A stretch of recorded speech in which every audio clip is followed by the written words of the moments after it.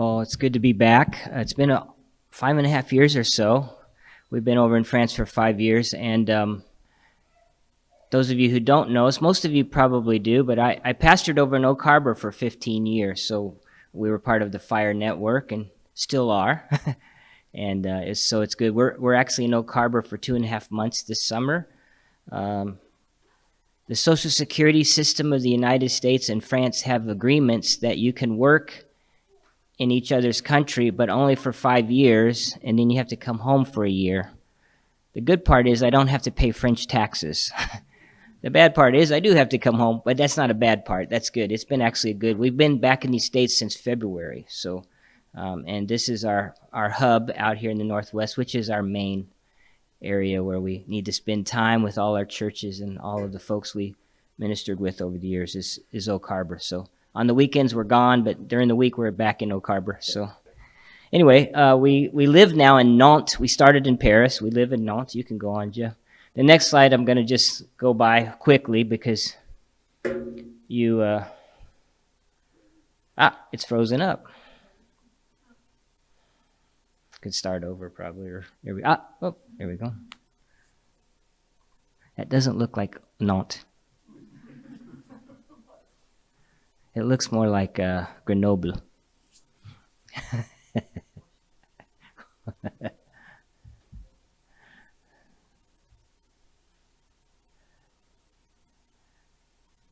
So as we get the slide going, our kids, I'm going to give you an update. I'll pass through their pictures real fast, but our son Kenton, some of you know Kenton. He kind of grew up around here. He's in Pittsburgh and he's married. And you can pass through that one. You know us. There he is.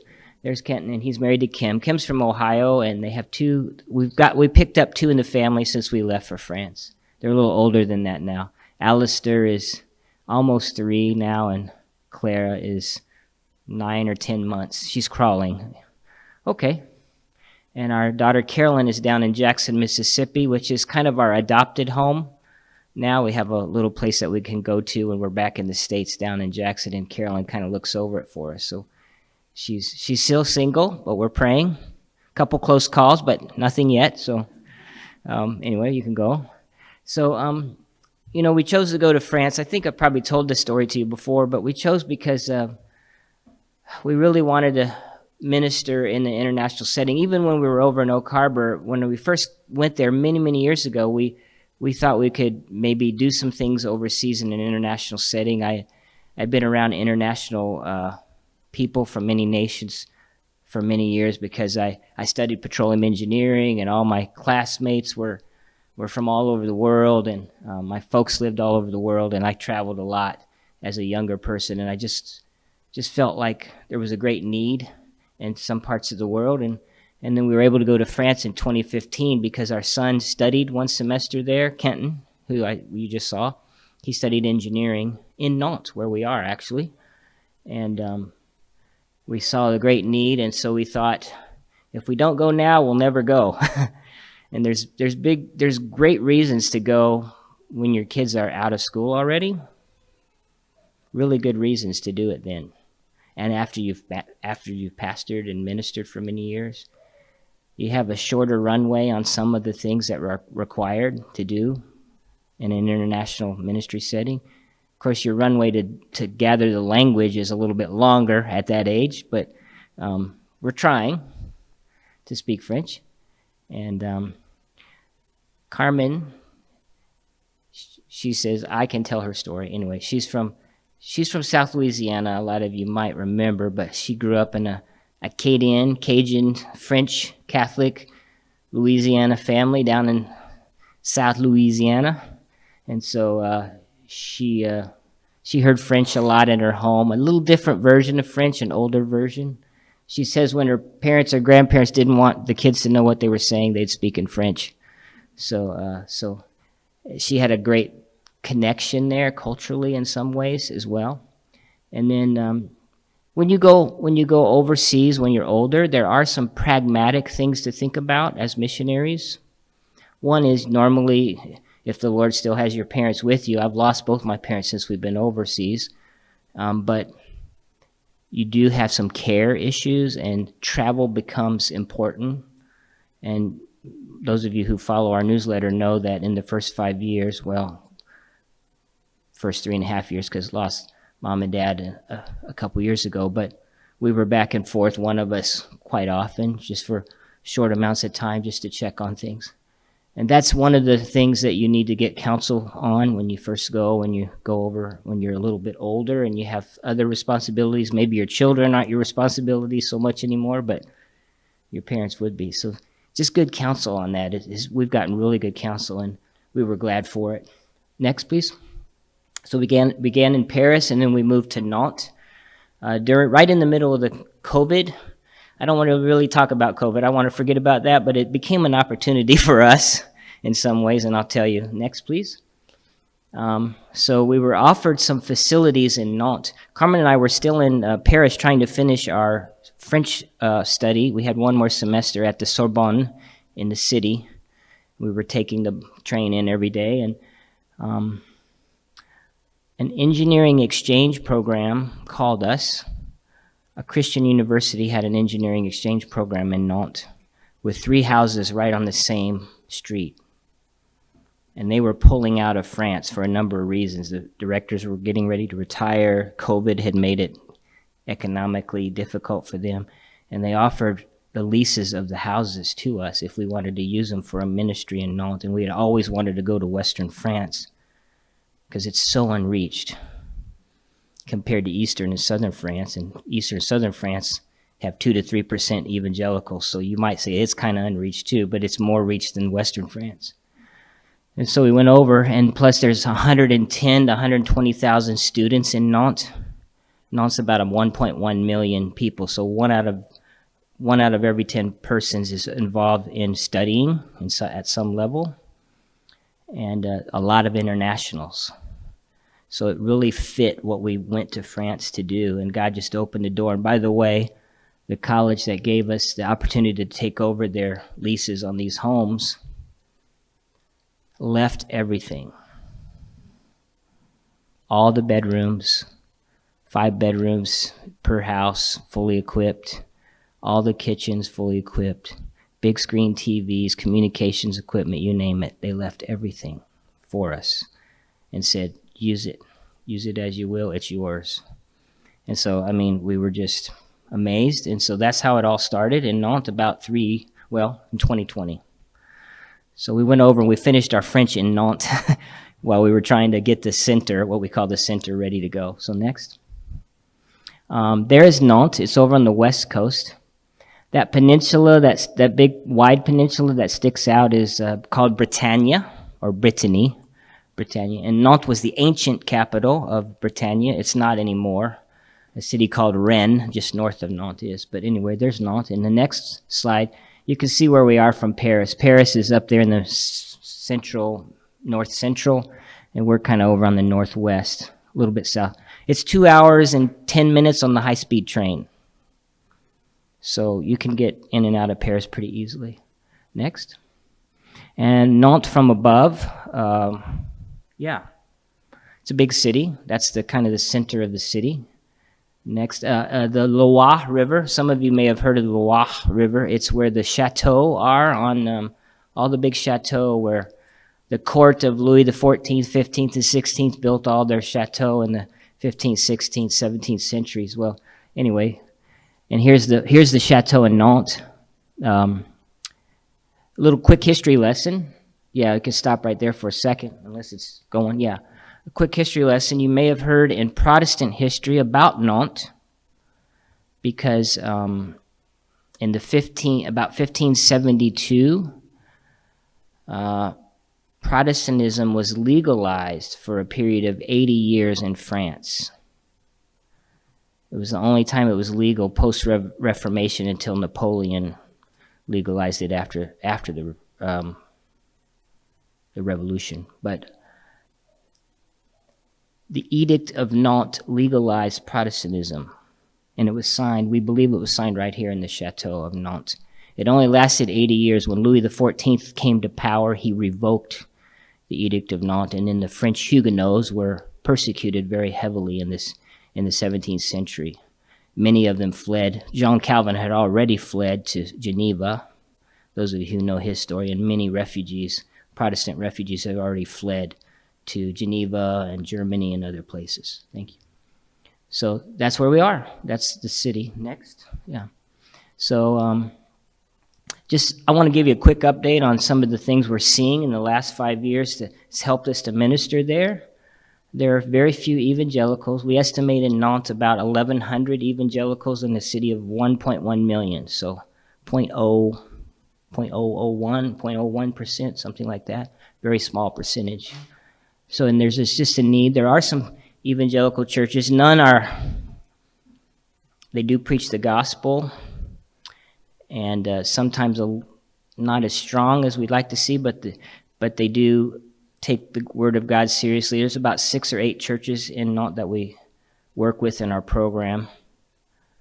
None of them are our flavor of evangelicalism, but we try to work with them to see the local church strengthened in some way. So, okay. And some of the issues, some of the challenges, these are some of the challenges we're just trying to help the French church rectify in the program. There's just some leadership challenges because there's very few pastors in France. There's 3 evangelical seminaries. Each put out less than 25 men a year, so less than 100 men a year in the whole country of 75 million people. So there's a leadership need. So we went there to try to help that need be filled. The French church is very young. Most of our young French young people that come to our program come from avowed atheistic homes. You know, France is super secular. And so it's first generation believers. So just to provide role model for what Christianity looks like. What does a family, what does anything look like that's Christian is a really important thing. Many French people will just tell you, if they're believers, they'll say, just come live in France so people can see what Christians look like, what their lives are like. So that's just another thing. I told you about the few pastors they have, and so because of that, we get tired. There's nobody to take over. So sometimes they just have to take a break and they just have to close the doors. There's absolutely no one to help. So for 3 or 4 weeks in the summer, sometimes the church will just close its doors, which fits the French culture, but doesn't fit church culture very well. So, you see some of these things here in the States as well. The teaching needs more depth, so we're just trying to disciple people at a greater depth. And transportation is really difficult sometimes in the city, particularly on Sunday, so that affects our English-speaking church that I'll tell you about in a moment. And so access to facilities is limited and costly. Fortunately, we have the facilities, and we use part of those for the English-speaking church as well. So that's been a real blessing. If the church grows to this size or maybe a little more, we'd have to come back and say, oh, we need to find a place, and that would be very difficult. But for now, we're okay with the space we have. Okay. Liberté, égalité, fraternité, right? Anybody heard those? That's the motto of France. Add to that laicité, which means secularism. And when I say secularism, what the French people think, and it goes way back, is there's a very high wall between your religious life, your spiritual life, and the rest of your life, your social life, your secular life, whatever you want to call it. That goes back to the Revolution. It goes back even before to some of the doctrines of Roman Catholicism. There's quite a high wall there if you look into it. And so we're dealing in the culture now with those kind of things. And we're seeing things like this, which kind of helps us to know the French people that we're dealing with. Number one, all the French kids go to school at 2 or 3 years old, and parenting is really given over to the Republic of France, and kids are taught from day one God doesn't exist. You can believe in that if you like, but that's a myth. And this goes back to French philosophy, French secularism, the revolution. You know, our revolution in the United States was only 13 years before the French Revolution, 1776, right? French Revolution was 1778. In fact, the French helped us pay for helped us against the Brits. Our revolution was so we could worship God the way we saw the Scripture telling us to worship God, right? Their revolution was to get rid of God in many ways. So that's been that way in France since the revolution, since 1789. So we just see the effects of that. There are vestiges of Catholic schools yet, but they're not. They don't really follow traditional Christian doctrine in any way. So anyway, that's what they do. And recently, there's been some really crackdown on religious symbols in the school. Are there any? I see some children here, or some kids here. Anybody in 8th grade yet, or getting ready to go to 8th grade? Close to 8th grade? I see one. So in 8th grade, you have to take a big, big test, and they study all. 8th grade is a real pressure-packed year for French students because it dictates what you will do pretty much for the rest of your life. That's a lot of pressure. So if you do really well in your math, they may say, oh, you can go to be an engineer or a doctor. If you do well in art, they might say, oh, you can go to the school for art. So it's sort of, and everything's sort of top down. So there's just so many places for people in the culture. And so because of that, we see up at the top, I skipped it, but we see a lot of mental health issues. But combine that with the fact that most of these kids are from completely secular, atheistic homes. And we anticipate maybe 40 to 50% of young people are taking, maybe even more, some sort of antidepressant type mind-altering drugs. The French psychologists and psychiatrists just basically throw medicine at the problem. And we know what the problem is, right? And so we deal with that quite often, and we see that in young people in France. Next. Just some of the cultural things in general that we see. I'm going to go fast through this, but there's quite an aging workforce in Western Europe in particular, more so even in the United States. And we had a baby boom, right, in the United States. In fact, Carmen was born, I'm giving her away her age, but she was born the last year of the baby boom. The baby boom in Western Europe after the war was huge, okay, after World War II. And guess what? Guess what we're all doing? Retiring, right? Particularly in Europe, where you can retire when you're 60 or 62. And so many, many, many more people are retiring than you could ever replace in the workforce in Europe.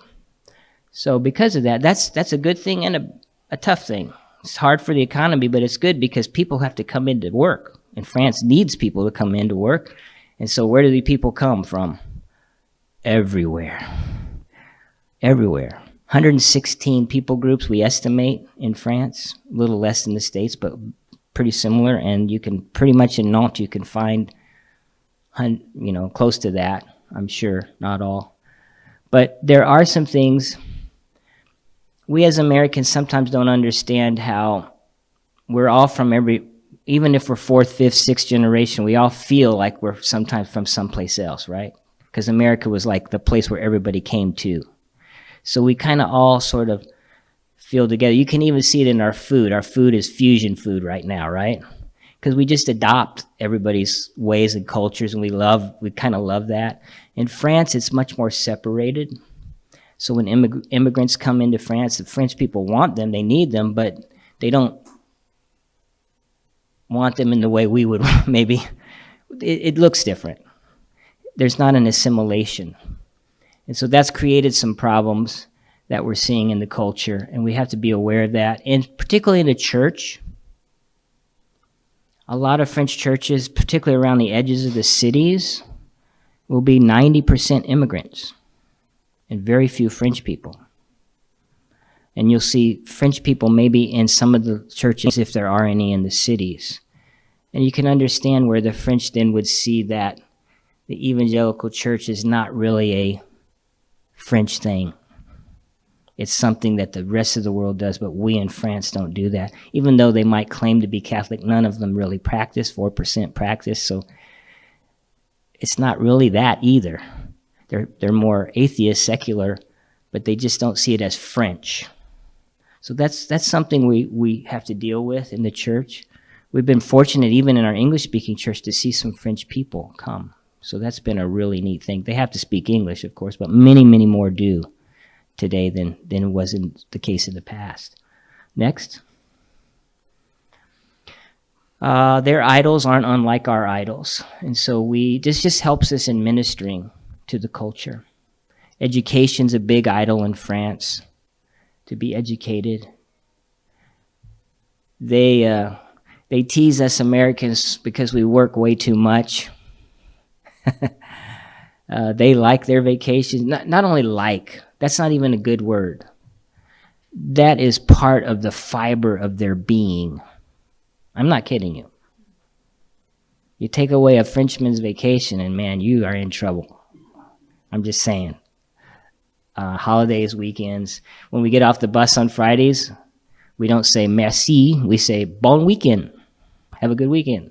Because that's what they live for. And the comfort and ease of life. And then we see a lot of ecological. The new religion in Western Europe is ecological activism. That's kind of the religion that the young people follow. And so you just have to, know that when you're speaking with people and try to bring the gospel to bear. Some of you have seen the news. France is kind of always in the news. France is kind of in the center of the world sometimes. And I think Emmanuel Macron likes it that way. He's kind of that kind of person, the president. But sometimes it's not such for great reasons.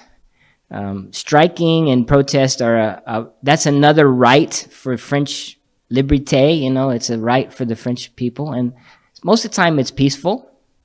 In fact, we always know where the routes are and everything of the protest, but occasionally, as the sun sets, it gets rough, and windows get broken, and like I tell, we're 20 minutes, we're still in the city where we live, but we're 20 minutes from the center of the city, so when we know something's going on, we just try to stay away.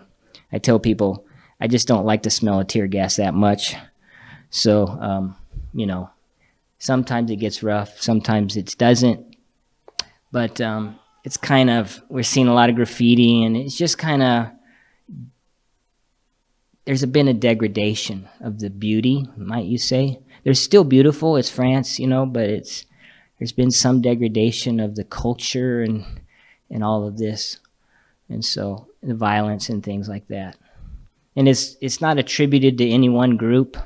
It kind of goes across the board depending on the issues and things like that. Next, please. So, want me to tell the story? We usually tell a story about the ministry, and then we're going to show you a couple pictures. Some of the neat things we've seen.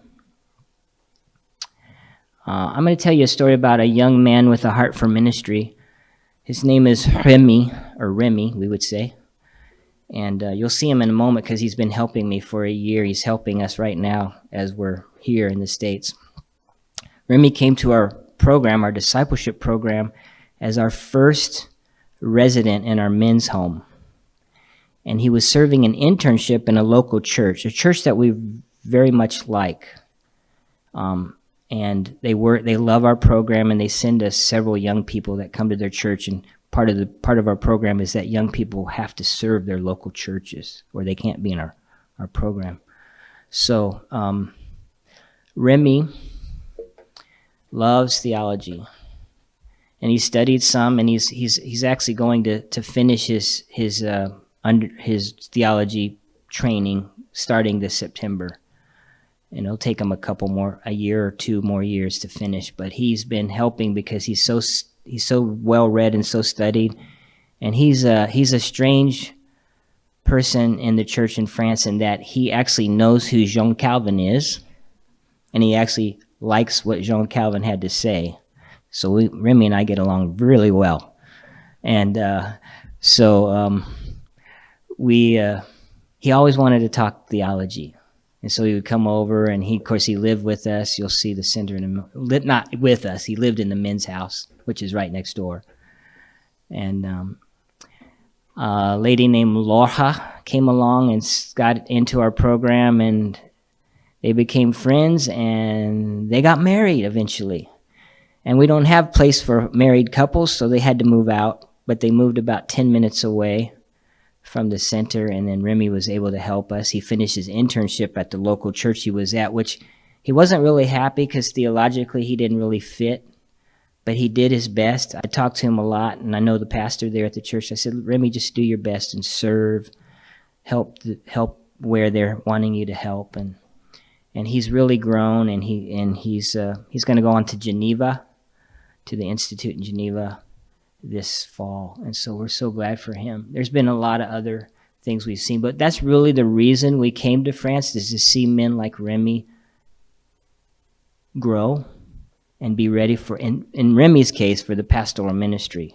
Many of our young people in our program are just going to be good elders, good deacons in the church someday, and that's our hopes, because we have engineers and lawyers and accountants and people from all walks of life.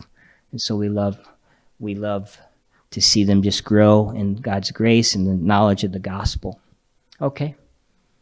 She does a better job of that than me, but so we do two things. We strengthen the church, and then we church plant. I'm going to do it in that order, not this order, but the other order, the opposite order. Next, please. So there's kind of two audiences to the ministry: the French people in the discipleship program, and some in the church, and then the many nations who live in France, who many come to the English-speaking church as well, because they don't speak French. Next. So the three houses we were given, well, one got sold, but we were able to get another one right next door to us. And we call it the European Center for Christian Studies. That's the English way to say it. I won't say it in French, but it's got a French name. And it's a residential church-based discipleship program. In other words, young people come into Nantes. It's very hard to get housing anyway with all the students and the growth of Nantes. And they talk to their pastors, and their pastors refer them to us, particularly the ones who are going to help them in the ministry while they're studying or while they're working in Nantes. And they do an application process, and they have to do three things.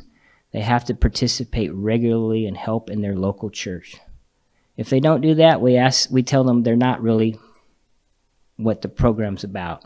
We haven't ever had to do that, by the way. Secondly, we do a discipleship study. We do that in French. This is a French language program, and we do that on Wednesday night. We all get together and eat. So it's hard to, they're busy people. Young people in their 20s, they're busy, but we set aside one night to eat together, and then we study. We just finished studying Romans. Remy was doing the study in the last year, and he did 1 Peter. And so we're glad that he was able to do that. And boy, did they grow like crazy in Romans. Because they're not always getting that in their local churches. Some are, some aren't. And so they're really learning. And somehow God turned my feeble French into something that they could learn from. I don't know how, but he did it. So, And then we just try to mentor them in various ways, no matter where the Lord takes them. They're not all going to be vocational ministry. Most of them won't. But we hope that when they leave Nantes, or if they stay in Nantes, when they leave our program, they'll be a real asset to strengthen the local church. Missions is all about local church, planting the local church, right? Growing the local church. To me, it seems simple, but that's what it is. Everybody, no matter what you do in missions, you should serve the building of the local church, in my mind. And so that's what we're trying to do. Next. Just as a side note, Carmen and I love 20-something-year-old young people, and we work with them all the time. But occasionally we like people a little more our age that are French, and it helps us. And so we do a few things on the side. Carmen usually, I taught Carmen into getting involved with a local French community choir. I always wanted to sing in French. It's a beautiful language, so hey, let's go. And now it's the international chorale because the 2 Americans joined them. So it's kind of cool, and they love us, and they've invited us to their houses to do things, and it takes a long time sometimes in France to get that far, but man, music opened that door for sure.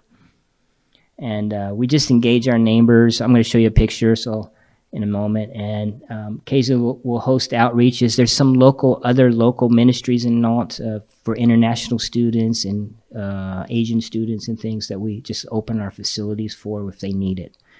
And I'll show you all the pictures, okay? And then we have an English-speaking church plant. It's been really hard work, and I'll tell you why. It's all students. There are expats in Nantes that live there longer, but most of them aren't interested they're not believers, they're not interested in church, many of them. There may be some around.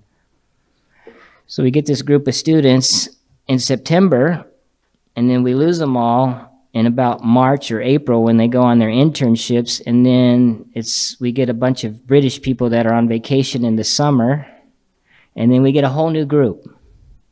And if we have 12, say we had 12 people to attend, there would be 11, no doubt it would be 11 different nationalities. And there would be 11 different backgrounds of their faith, their Christian, if they are believers. So that's a challenge. It's a wonderful challenge. We know we're going to send them off. So what I have done, to give you a little pastoral thought about that, I really want them to know the gospel really well for 6 or 8 months. So every week, gospel, gospel, gospel. That they know justification, just whatever's in the text, but we always get to the Christ-centered gospel. And then I want them to just see how a good local church would function. So when they go off, some of them have never been to a really good functioning local church. So when they do leave Nantes, they'll be able to have the discerning mind. They'll be growing in the gospel, and they'll maybe have some discernment to find a good church wherever the Lord takes them, if there's one available, depending on where they go. So that's the goal of the English church. And I haven't figured out anything else I could do at this point. But it's hard work, but we're enjoying that. It's on top of the program. The students in the program work with the French-speaking church. So if they have nothing whatsoever at their French church, sometimes they'll come in and sit with us in our English-speaking church, and that's a good thing too. But we try to make sure they're serving their local French church first and foremost. Okay? Oh, yeah. I know I've asked this question. Who's been to France? Anyone? Raise their hand. Yes. It's the most visited country in the world. Some of you have seen. I'm going to go real fast here, Jeff. Some of you know why. You've seen these before. This was in our original. I like this way. This is a reason to go. Next, of course, the art. The Louvre, and you'll see. By the way, if you haven't seen a lot of France already with the Tour de France this month, you'll see a bunch of it soon, next week, starting with the Olympics. Architecture, history, architecture, and there's the cathedrals, which are empty. And then markets are a big part of French culture. all the towns have their markets. Okay, we can go to the next one. People come to France for many reasons, and so we've been able to reach the nations there because they come for these reasons that are listed and more. And so here's our center. Our center is just a little cul-de-sac with 3 houses, nothing fancy, just kind of almost a little suburban type area of the city. And go next. This house is house number 8. It's the girls' house. Usually, this year a family is there helping us with the ministry, so they're living there. But the girls we moved to an apartment real nearby. But on the bottom of that house is the largest room we have, which we loan out to other ministries, and which we use for the English-speaking church, and which we now gather for our meals, because our former residents who are still in town come to the meals. Friends of our residents come to the meals, so they've gotten too big for our house, which I'll show you next, which is here, right across the street. So it's literally 10 paces across the street. Well, it's a cul-de-sac, and my little Peugeot is right there. And so there's Carmen and I's house with our offices, a couple extra room. And then you see the house where it says guys. The backyard is right up against our house. So the 3 houses are right there together. The men live in one, the women, and we live in another. And the laundry room is in our house for a reason. We can catch everyone. Well, the guys maybe not as often as the girls. But we can catch everyone as they do their laundry and pray with them, see how it's going, how's work, how's school, how's your family doing. Everybody's usually has family all over the world, so it's alone. This provides fellowship, companionship, growth in the faith. It's really lonely being a young person that's a Christian in France. There's so few. And so it just provides a real, all the young people are so excited to come. They can't wait. When they get their application, they can't wait. Sometimes I'll get it like in a day, and it's a big application. And they'll just turn that thing around, and we'll try to accept the ones that we can, that we have room for. Pardon? Yeah, and it's a beautiful testimony to our neighbors as well. They were used to some Americans around. Of course, we're the only Americans. Everybody else in the program are from all over the world, French-speaking countries. But they were used to young people around because of the exchange program that was there before. So it's been a good testimony, I think. Next. And then we bought an apartment last summer, Carmen and I lost my mom, and Mom left a little money, and I know that she would have loved to have helped the ministry in some way. And so we had a little bit of growing pains. Maybe if someone got married, we would need a place or some help. So right behind the houses, we brought this little apartment. Doesn't seem like much.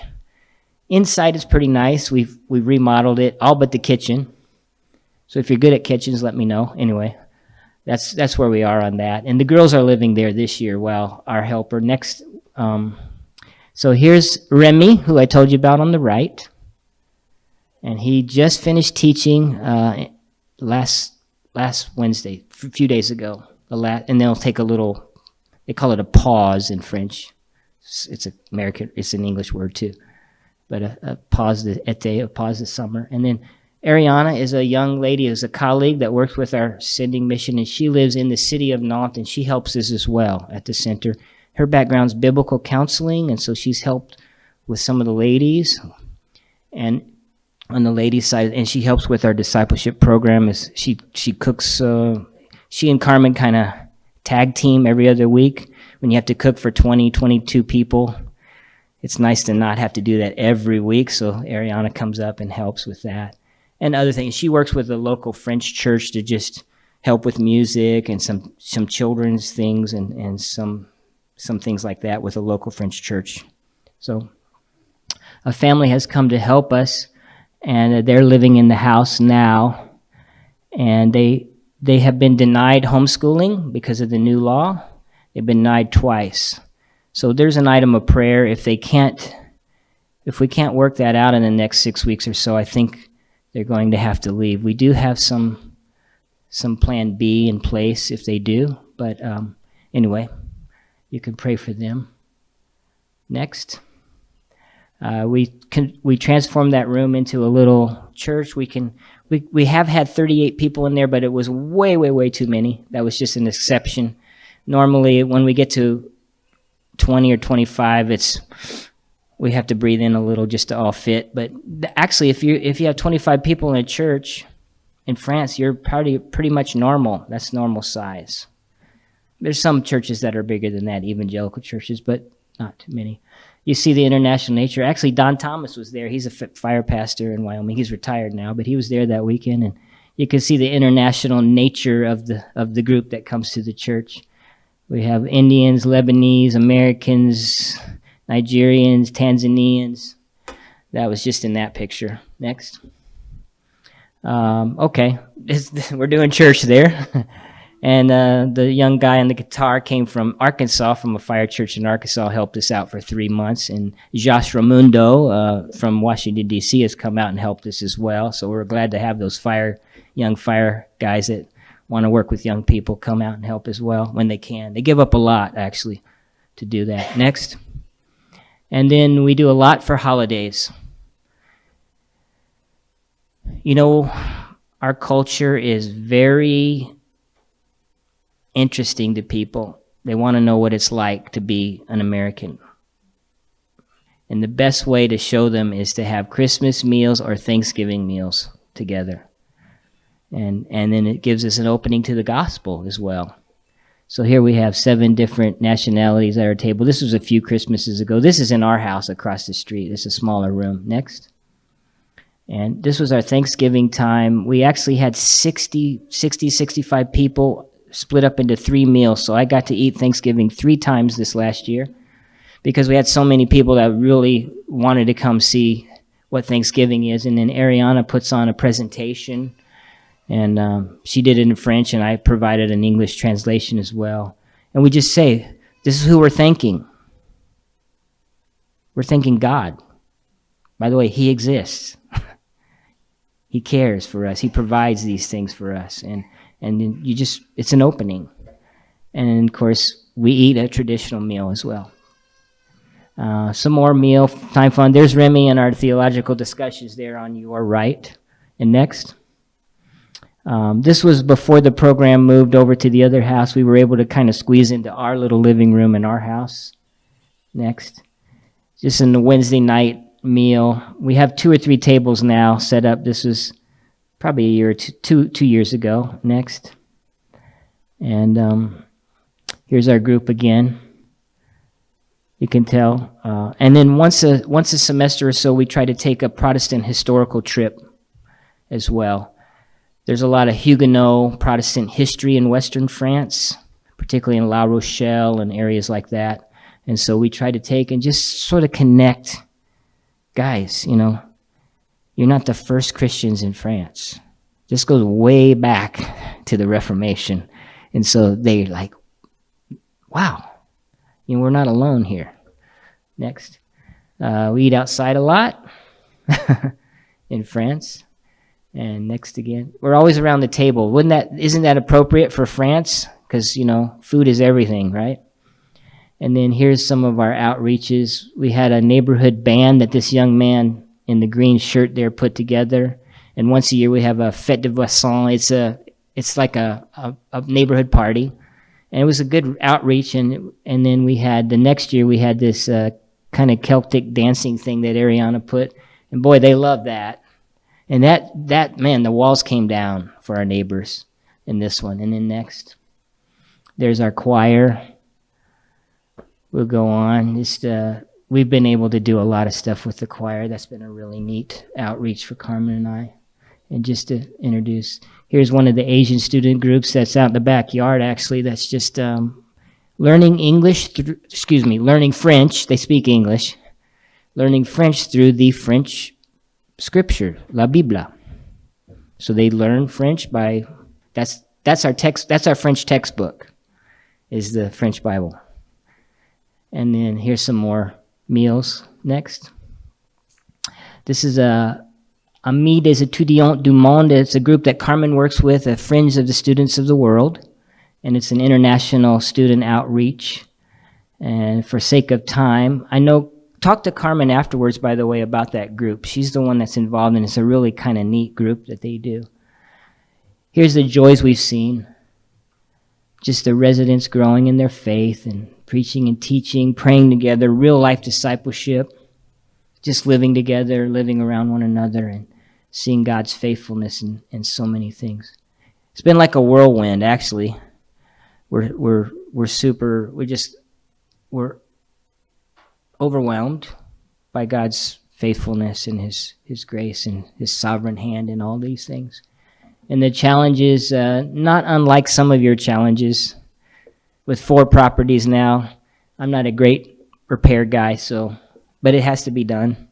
And full schedules, of course. We're not complaining, it's just a fact of life. We've been by ourselves, really. And so we're praying for the next 5 years, our next term, that God would raise up someone we could pass the baton, maybe to, sort of get on the runway. And so we're praying for that. And wisdom and ministry and helpers, and always, always, always bureaucracy in France. Bureau is a French word for office, so bureaucracy is a French word. Next, I think real quick, here's our city. We do have Domino's. Just kind of a regular, we have lots of good parks, and here's our city. We have a tramway that we ride.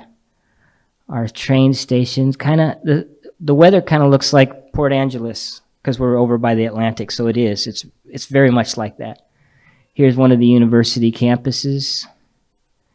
A slave trade abolition, very nicely well done because of the slave trade that came out of the shipyards there. And here's the town, in the downtown area, fountains. Jules Verne was from Nantes, and so they have a big park in honor of him with all animals from his books, 20,000 Leagues Under the Sea, Around the World in 80 Days. It's kind of a neat family place. And then just the commercial part of the city. And thank you all. Thank you for praying. I got like 2 minutes or 3 minutes to 20 after 10, so I can take 1 or 2 questions if I'm really fast. Thank you all. We really appreciate it. And we're really seeing things way beyond what we could do as human beings, and you would expect that because it's God's work, right? And we just thank him every day for the opportunity to serve there in France. Yes. We hear a lot about the problems with immigration. Is the city you're in, is it safe? Is there a lot of issues there? It's pretty safe. There's a couple areas where we try to avoid at night. There's not as much assimilation in some of those areas, so just be careful. I don't ever feel really unsafe there, but there is a couple areas there. And of course, France has had its share of issues with kind of Lone Ranger attacks on teachers and whatnot as well. That's why we have that very strenuous law now on schooling and homeschooling, is partly because of that. And instead of separating out the bad actors, all of us got thrown in, Jews, Hindus, Buddhists, Christians, evangelicals, to the same pot. So we're dealing with that. Yeah. So, yeah. Any other question? There are groups that specialize in reaching out to the Muslim communities, and there's 2 different distinct Muslim communities in France. There's the old colonial Muslim community, which is very secular. They come from North Africa, mainly, Algeria, Tunisia. They've grown up in the French system, and they're doctors, lawyers, and they've gone to school in French universities, and they're very secular, just like French people. And then there's the newer wave of immigrants, most of whom are just trying to escape really difficult situations. And a few times, because once you get it, like I say, if you're in Greece, you might as well be in France, right? Because it's the European Union. So there's no real borders anymore in Europe. And so just to keep control of that, the French government has to do a lot of the same things that we do, but it's just a little more acute because we have two oceans on the side of our country, and it's a problem, and it's a problem, and it's also an opportunity. A lot of really specialized people come into France to work with these groups, and we know them. We're very careful about talking about what they do, but we do know that they're there in Nantes even with very specialized sort of Arabic dialects and whatnot that they speak, and different people groups that are there. So yeah, it's a big, huge opportunity for ministry as well. So yes. 5 years ago it was more expensive. Today it's less. Yeah, overall housing is probably kind of the same in the big cities like here on the West Coast of the United States, but everything else tends to be a little bit less expensive now in France. So for that, we praise the Lord. We do have 3 leases though, so they're just as, they're probably not quite as expensive as it would be here. I'm kind of out of time, but we'll be back in the back today as well, and we're just going over to Oak Harbor, so if you want to spend time with us, please feel free. Let me pray, and then we can have a few minutes before we worship together. Father, we thank you. We thank you for this day that you've given us. Thank you for your great mercy of the gospel, Lord, that you sent your Son, and that we can take this message, this good news, to the nations. And so we thank you in Christ's name. Amen. Thank you. Thanks, Jeff.